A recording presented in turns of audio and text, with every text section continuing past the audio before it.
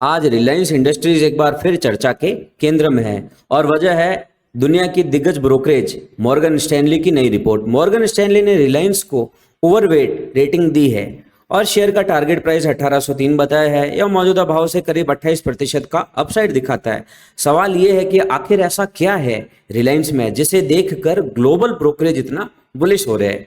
Morgan Stanley के मुताबिक रिलायंस की सबसे बड़ी ताकत आने वाले सालों में उसका एआई यानी आर्टिफिशियल इंटेलिजेंस पर फोकस है। रिपोर्ट में कहा गया है कि मुकेश अंबानी का करीब 10 लाख करोड़ का जो एआई में निवेश प्लान है रिलायंस के बिजनेस मॉडल को पूरी तरह बदल सकता है।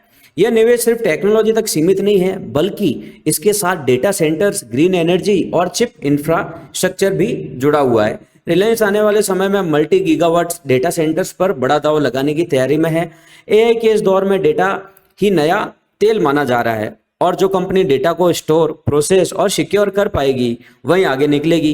रिलायंस का प्लान यह है कि वह भारत में बड़े स्तर पर एआई रेडी डेटा सेंटर्स तैयार करे जिससे न सिर्फ उनकी खुद की जरूरतें पूरी हो बल्कि ग्लोबल कंपनियों को भी सर्विस दी जा सके। इसके साथ ही रिलायंस का फोकस ग्रीन एनर्जी पर भी है। एआई और डेटा सेंटर्स को भारी मात्रा में बिजली की जरूरत होती है। ऐसे में रिलायंस रिन्यूएबल एनर्जी खासकर सोलर और ग्रीन हाइड्रोजन के जरिए इस जरूरत को पूरा करना चाहती है।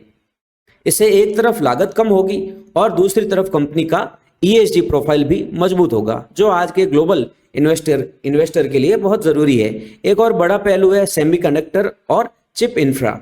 एआई बिना चिप्स के अधूरा है। रिलायंस इस सेगमेंट में भी कदम बढ़ा रहा है ताकि भारत को चिप मैन्युफैक्चरिंग और डिजाइन में आत्मनिर्भर बनाया जा सके।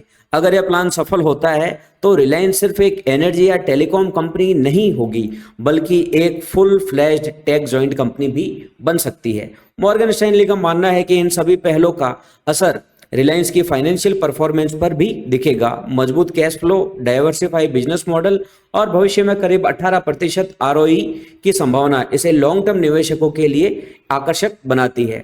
ब्रोकरेज का कहना है कि रिलायंस का एआई ट्रांजिशन अभी शुरुआती दौर में है और असली वैल्यू आने वाले सालों में सामने आ सकती है। अगर आसान शब्दों में समझे तो मॉर्गन स्टैनली का मैसेज साफ है।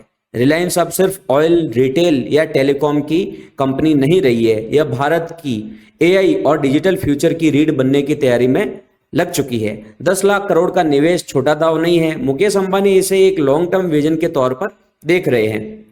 अब सवाल इन्वेस्टर्स के लिए यही है, क्या रिलायंस वाकई भारत का बड़ा एआई ग्रोथ इंजन बनेगा? मॉर्गन स्टैनली तो इस पर भरोसा जता चुका है। आने वाले सालों में यह साफ हो जाएगा कि यह बुलिश कॉल इतिहास बनती है या फिर सिर्फ एक उम्मीद बनकर रह जाएगी। इस वीडियो में दी गई जानकारी आपको कैसी लगी कमेंट करके जरूर बताइएगा और इसी तरह की खबरें देखने के लिए हमारे इस चैनल को सब्सक्राइब करना न भूलें।